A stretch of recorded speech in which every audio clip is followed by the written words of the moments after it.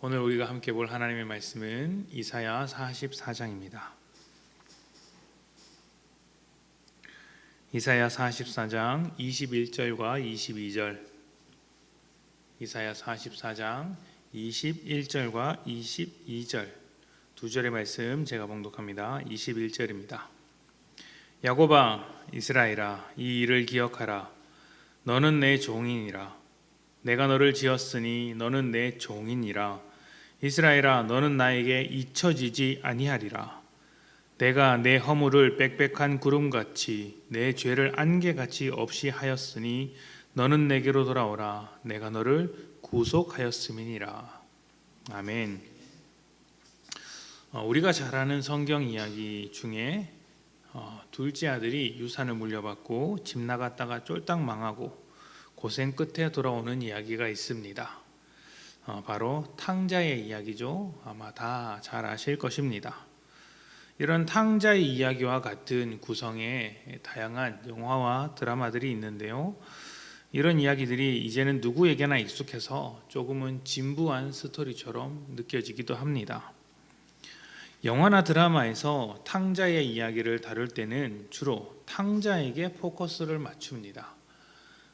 그가 성공을 하기 위해서 왜 집을 떠나야 했는가, 또 집을 떠나다 보니 너무 고생이더라, 또 돌아올 것은 결국 집이더라, 그러니까 성공에 집착해서 살지 말고 가진 것에 감사하자, 이런 내용들로 많이 다루고 있습니다.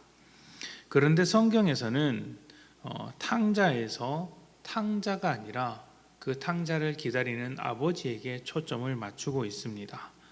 둘째가 그렇게 엉망으로 살다가 오더라도 아버지는 그를 집안으로 들여주더라는 것이죠. 받아주시고 기뻐하더라는 것이 포커스입니다.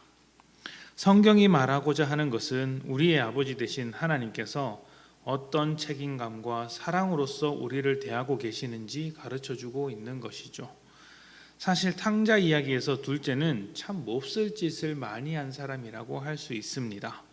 살아있는 아버지에게 유산을 달라고 했으니 그것부터가 문제이고, 또 그렇게 해서 실패하고 부정한 삶을 살았다는 것도 문제입니다.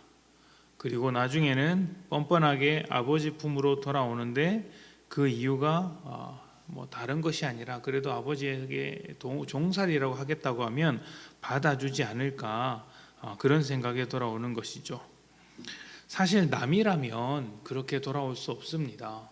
돈 떼먹고 엉망진창으로 살다 온 옆집 사람을 내 집안으로 받아들일 수 있을까요?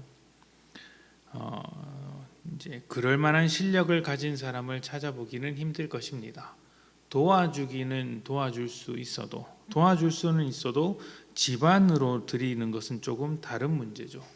그런데 둘째 아들은 집으로 드립니다. 왜일까요? 아들이고 자식이기 때문에 집안으로 드리는 것이죠. 하나님에게 있어서 우리가 그런 존재입니다. 구원받은 우리는 언제나 하나님의 뜻대로 거룩한 삶을 살고 싶지만 잘할 때보다 못할 때가 훨씬 더 많은 것 같습니다.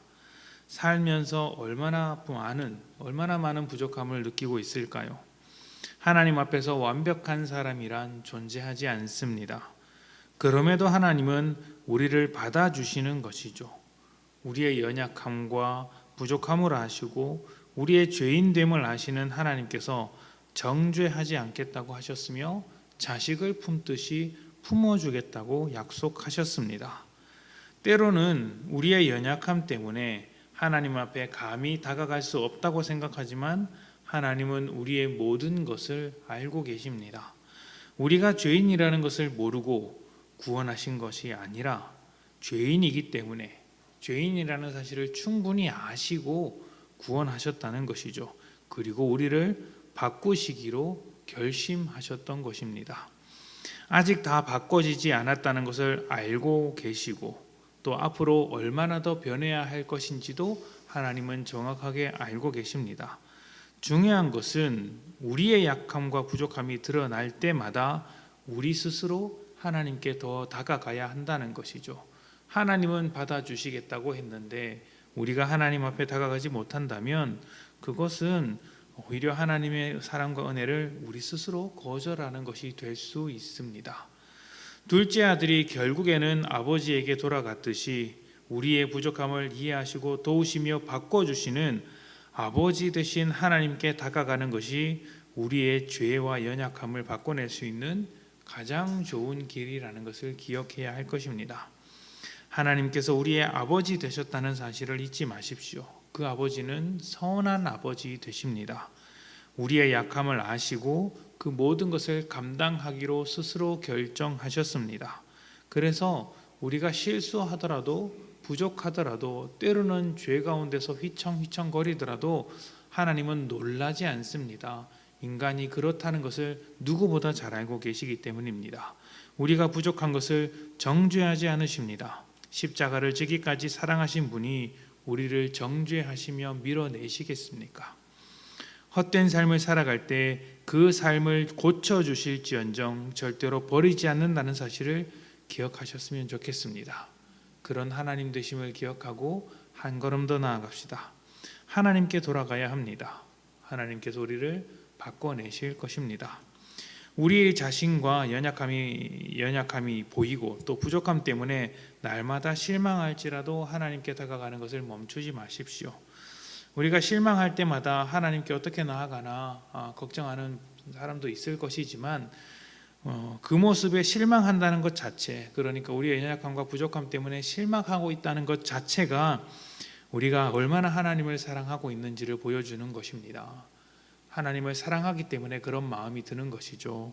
그러니 모든 것을 이해하시며 받아주시는 하나님께 사랑하는 마음 그대로 다가가는 여러분들이 되시기를 축복합니다. 함께 기도합시다.